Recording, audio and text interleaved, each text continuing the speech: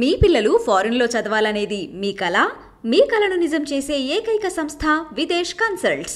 నమస్తే, welcome to I dream. మనతో పాటు ఉన్నారు ఫెడికస్ హోమియోపతి నుంచి డాక్టర్ భరద్వాజ్ గారు.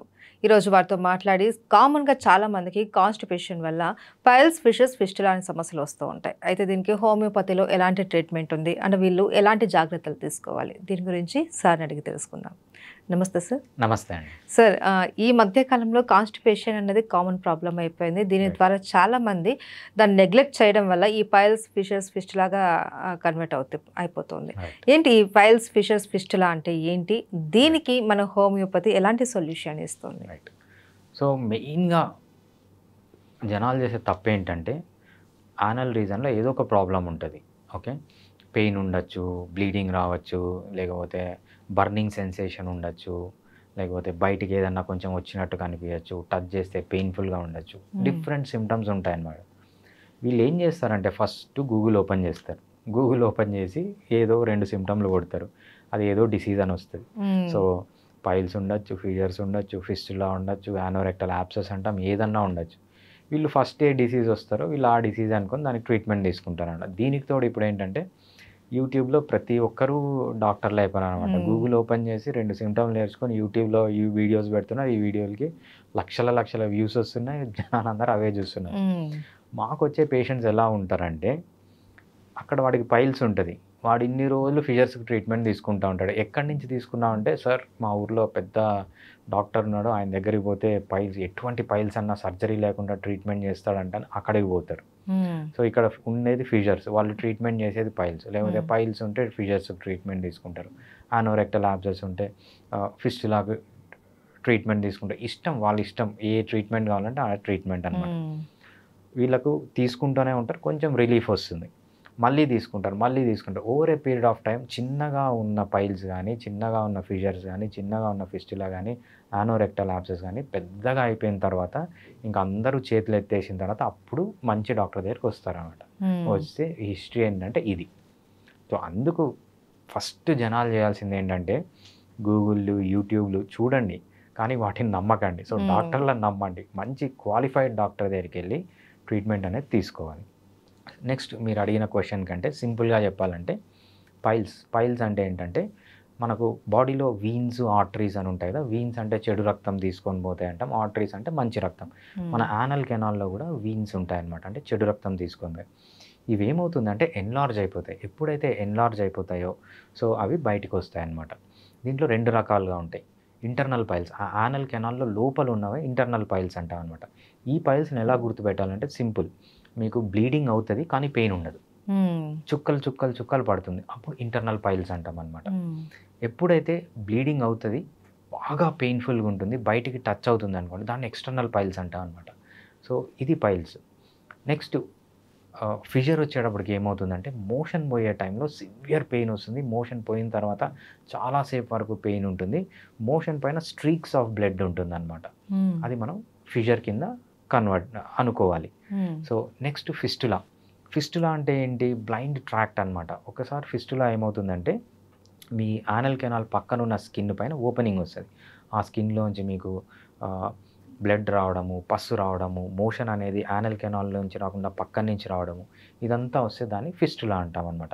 అదేవిధంగా యానోరెక్టల్ యాబ్సెస్ అంటే ఏమవుతుందంటే ఈ యానల్ కెనాల్ చుట్టూ బాగా ఇన్ఫెక్షన్ వచ్చి ఫీవర్ ఉండి, లేకపోతే బాడీ పెయిన్స్ ఉండి చాలా పెయిన్ఫుల్గా, కూర్చోవడానికి పెయిన్ఫుల్గా ఉంటే దాన్ని యానోరెక్టల్ యాబ్సెస్ అంటాం అనమాట. ఇవి జస్ట్ వాళ్ళకి అవగాహన కోసం అంతేగాని ఇవి టిపికల్ సిమ్టమ్స్. ఈ సిమ్టమ్ ఉన్నంత మాత్రం అదే అని కాదు. సో నార్మల్గా ఇలా జరుగుతుంది. సో మీరు ఓన్ డెసిషన్ తీసుకోకుండా, ఓన్ డయాగ్నోసిస్ చేసుకోకుండా ఈ కండిషన్స్ చెప్పింది ఏంటంటే ఒక అవగాహన కోసం మాత్రమే, అంతేగాని దీన్నే గోల్డ్ స్టాండర్డ్గా తీసుకొని డయాగ్నోసిస్ కింద చేయకూడదు అనమాట. సో మీకు ఈ ప్రాబ్లమ్స్లో ఏదన్నా ఉన్నా కూడా డైరెక్ట్గా హోమియోపతి డాక్టర్ని కన్సల్ట్ అయ్యి మంచి ట్రీట్మెంట్ తీసుకోండి. అయితే సార్, బేసిక్గా ఈ పైల్స్, ఫిషెస్, ఫిస్టులా, ఈ కాన్స్టిపేషన్ ఇవి ఏవైనా సరే మనకు సమ్మర్లో బాగా ఎక్కువగా కనిపిస్తూ ఉంటాయి. సో ఈ టైంలో మనం ఎలాంటి జాగ్రత్తలు తీసుకోవాలి? సో దీనికి చాలా రీజన్స్ ఉన్నాయండి. పైల్స్, ఫిషర్స్, ఫిస్టులా రావడానికి చాలా రీజన్స్ ఉన్నాయి. దాంట్లో one of the main reason ఏంటంటే కాన్స్టిపేషన్. ఈ కాన్స్టిపేషన్కి రీజన్ ఏంటంటే మెయిన్ రీజన్ సరిగ్గా ఫ్లూయిడ్ తీసుకోకపోవడం. సమ్మర్లో మన బాడీలో ఏమవుతుందంటే మోషన్లో నుంచే కాకుండా మన స్కిన్లో నుంచి కూడా ఎక్కువ ఎవాపరేట్ అవుతుంది. ఎక్కువ ఎవాపరేట్ అయినప్పుడు ఏంటంటే మన ఇంటెస్టైన్లో వాటర్ అనేది తగ్గిపోతుంది. ఇంటెస్టైన్లో వాటర్ తగ్గిపోయినప్పుడు ఏమవుతుందంటే అది గట్టిగా అయిపోయి అది వచ్చే టైంలో అది పైల్స్కి కానీ, ఫిషర్స్కి కానీ, ఫిస్టులాకి కానీ, రెక్టల్ యాబ్సెస్కి కానీ ఎక్కువ అగ్రవేట్ అవుతుంది అనమాట. వీళ్ళకి ఆల్రెడీ ఉంటుంది, ఈ టైంలో అగ్రవేట్ అవుతుంది. ఎందుకంటే కాన్స్టిపేషన్ ఎందుకంటే డ్రై ఇంటెస్టైన్ ఉండడం వల్ల, డ్రై స్టూల్ రావడం వల్ల ఎక్కువ అవుతుంటుంది అన్నమాట. సో మరి దీనికి సొల్యూషన్ ఏంటి సార్? సొల్యూషన్ సింపుల్ అండి. అలోపతిలోకి వెళ్తే వాళ్ళకి ఎటువంటి సొల్యూషన్ లేదు. పైల్స్ అంటే సర్జరీ అంటారు. బేసిక్గా పైల్స్ అంటే ఏంటి, అక్కడ వీన్స్ ఎన్లార్జ్ అయిపోయినాయి.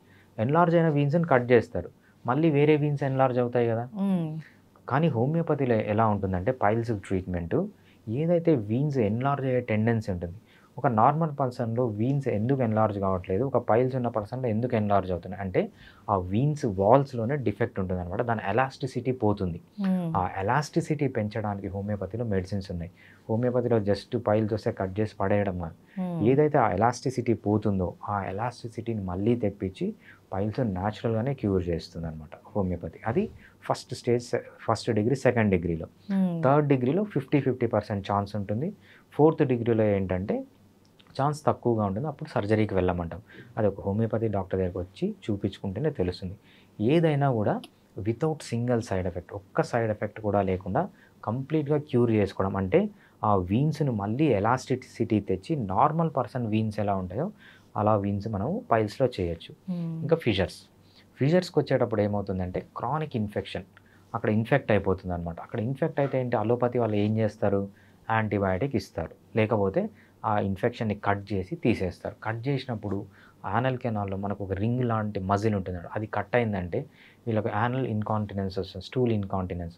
వీళ్ళు ఎప్పుడు ఇంకా మోషన్ అనేది బయటకు వస్తూనే ఉంటుంది అనమాట. చాలా సైడ్ ఎఫెక్ట్స్ ఉంటాయి ఆ సర్జరీలో కూడా.